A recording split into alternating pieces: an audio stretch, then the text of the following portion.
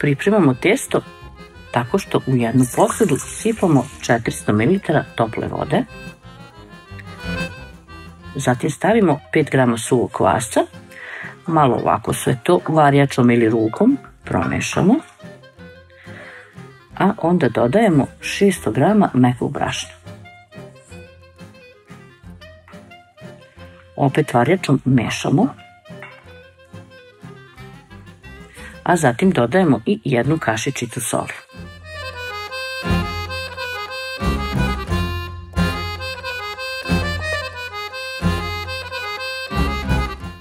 Kada ovako promešamo, sa varjače skinemo testo koje se zalepilo, a zatim rukom nastavljamo da mesimo.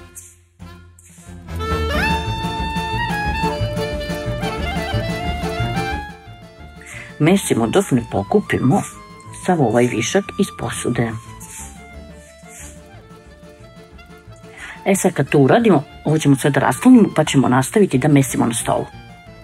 Pospemo ovako brašnom radnu površinu, a onda testo tu nastavljamo da mesimo. Ovo jedno posipanje brašnom je sasvim dovoljno, nemojte da dodajete više. Testo treba da ostane fino mekano. Vreme mešanja je između 5 i 10 minuta. Samo lagano, nemojte da pritiskate, da gubite snagu, samo ovako lagano dlanovima, pa podignete prstima. Umešano testo ovako malo oblikujemo u neki valjak, a zatim delimo na 10 delova. Neka budu svi približne veličine. Sada ćemo svaki ovaj deo ovako malo rukom razvući, pa ovako isprebacivati da dobijemo neki valjčić. Ništa specijalno, malo ivice zatvorimo i to je to.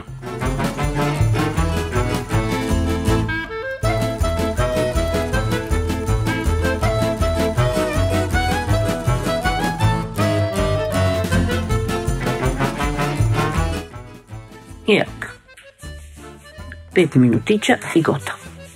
Sad uzmemo pa svaki ovaj deo ovako malo rukom samo ispritiskamo.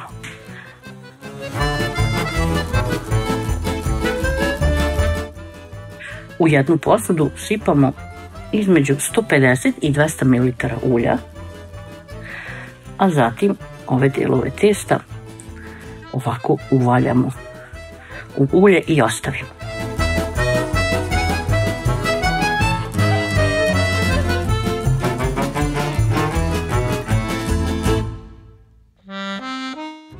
Pošto sve ovako potopimo u ulje, prekrijemo nekom kesu kako nam se ne bi sušilo i ostavljamo 30 do 60 minuta da odstoji, zavisi koliko imate vremena. Za to vreme napravit ćemo nadev od mlevenog mesa.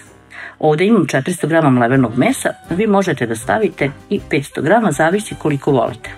Zatim jednu veću glavicu crnog luka, sitno naseckate, pa dodate jednu ravniju kašičicu soli, pola kašičice ili 1/4 bibera. Biber morate da dodate, znači pita sa mesom nije pita ako nije dobro začinjena. Malo peršunovog lista i 50 ml bilo koje mineralne vode. Ako nemate, poslužit će i obično. I sad sve to dobro izmesimo i ostavljamo do upotrebe u frižider.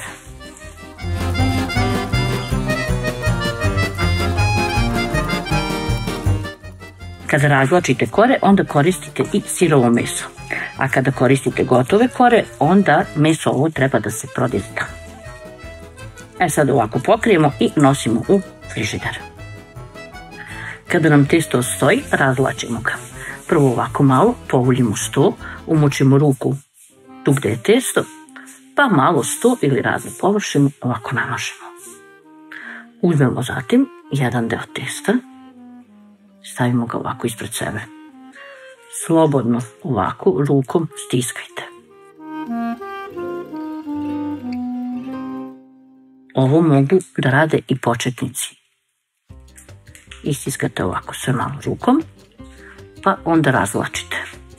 Naprimjer ovako.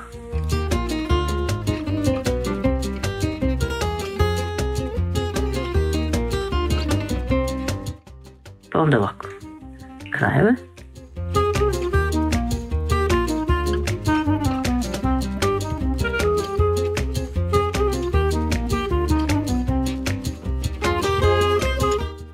Ako vam u toku razvlačenja testo pukne, nije ništa strašno. Kada budete savijali, to će se pokriti.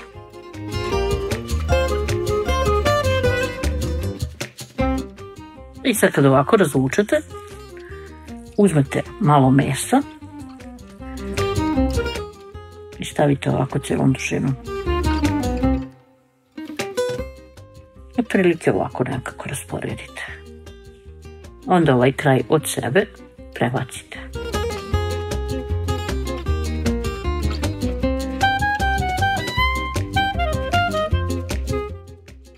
Nastavljate da uvijate tako što možete ovako, a možete malo i da razvučete još dodatno rukom i onda uvijate.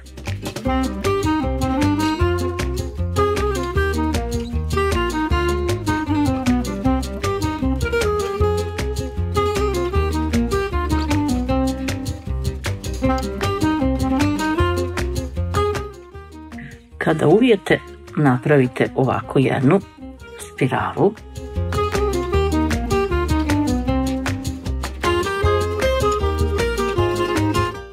I ovako prebacite u pleh.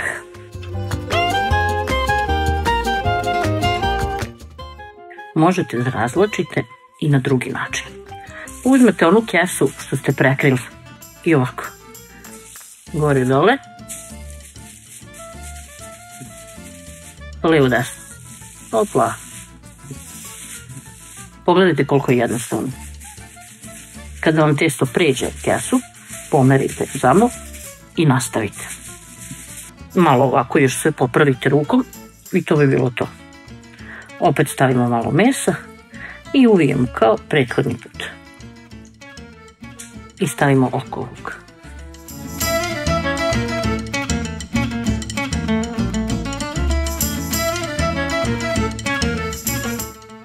Na potpuno isti način pripremit ćemo i ostale delove testa. Uzmemo i posljednji deo testa, ovako ga zavrnemo i malo pritisnemo. A zatim ostatkom ulja premažemo. Ne moramo iskoristiti svo ulje. Isto ovako možete uvrtati i praviti mini pitice.